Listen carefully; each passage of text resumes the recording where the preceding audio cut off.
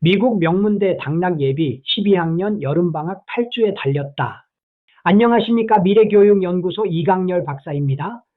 11학년을 마치고 이제 12학년을 앞둔 학생 그리고 학부모 여러분, 아마 그 어느 때보다 기대와 긴장감이 교차하는 시기일 겁니다. 미국 대학 입시라는 긴 마라톤의 마지막 스퍼트를 앞두고 있기 때문이죠.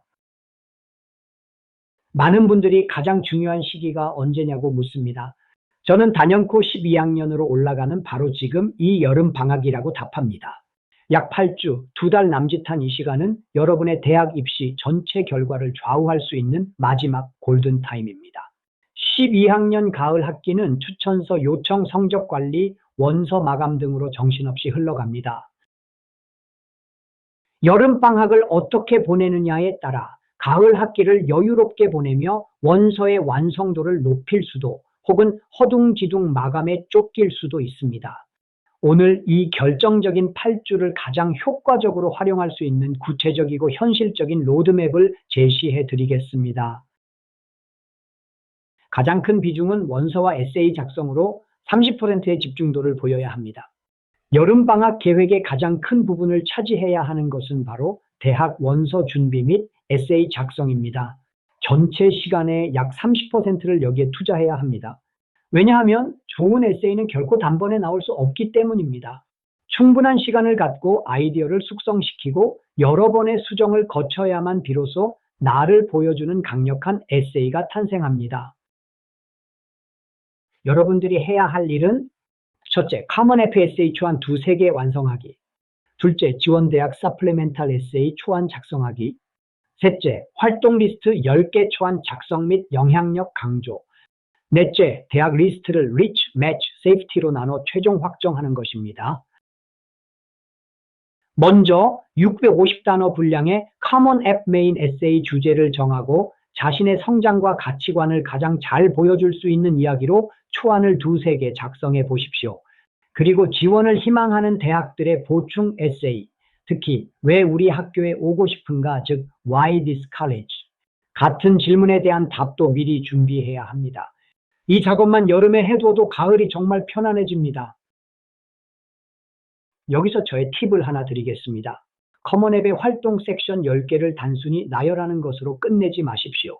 각 활동에 주어진 150자 안에서 내가 어떤 역할을 했고 어떤 변화를 만들었는지 영향력을 중심으로 서술하는 연습을 반드시 여름에 시작해야 합니다. 두 번째는 바로 표준화 시험 점수입니다. 전체 시간의 약 20%를 할애하십시오. 이 8월이나 9월, 10월에 치르는 시험이 사실상 점수를 올릴 수 있는 마지막 기회입니다. 특히 아이비리그나 최상위권 대학을 목표로 하는데 아직 목표 점수에 도달하지 못했다면 이번 여름이 집중 보완을 위한 최적의 시기입니다.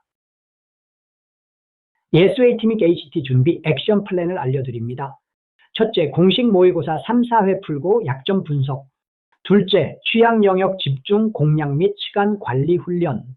셋째, 8월 SAT 또는 9월 ACT 시험 등록입니다. 이미 목표 점수를 달성했다면 어떨까요? 그렇다면 이 시간을 과감하게 에세이나 다음 설명드릴 활동 심화에 재투자하십시오.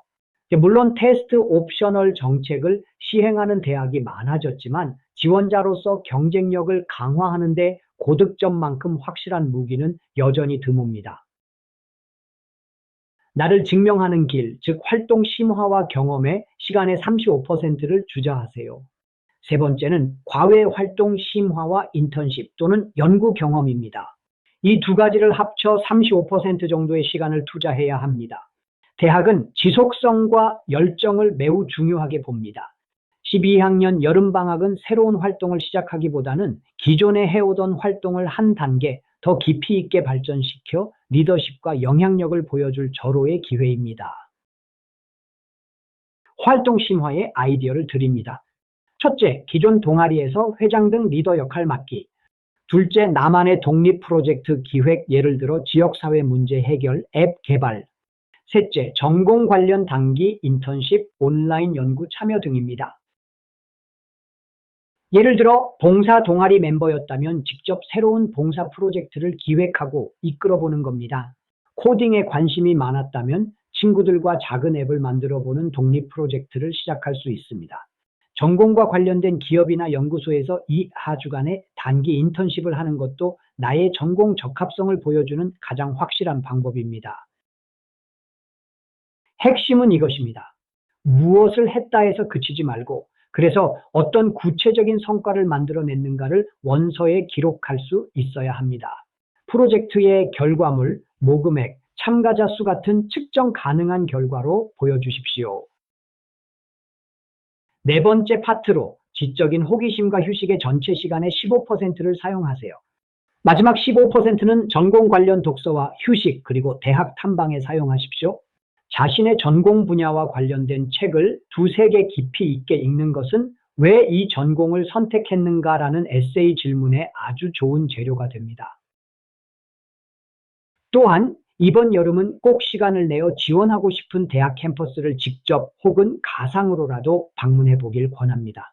캠퍼스의 분위기, 인상 깊었던 건물, 특정 프로그램에 대한 느낌을 메모해 두면 나중에 에세이를 쓸 때 아주 생생하고 구체적인 내용을 담을 수 있습니다. 그리고 가장 중요한 것 바로 휴식입니다. 8주 내내 자신을 채찍질만 하면 마라톤의 마지막 구간에서 지쳐 쓰러질 수 있습니다. 주 1, 2일은 반드시 좋아하는 운동이나 취미 활동으로 재충전의 시간을 가지십시오.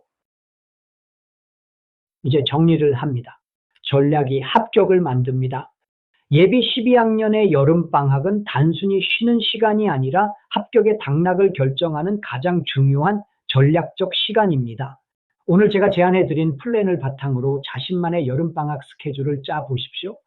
체계적인 계획을 세우고 실천하는 학생과 막연하게 여름을 보내는 학생의 결과는 11월 원서 마감 시즌에 극명하게 달라질 것입니다.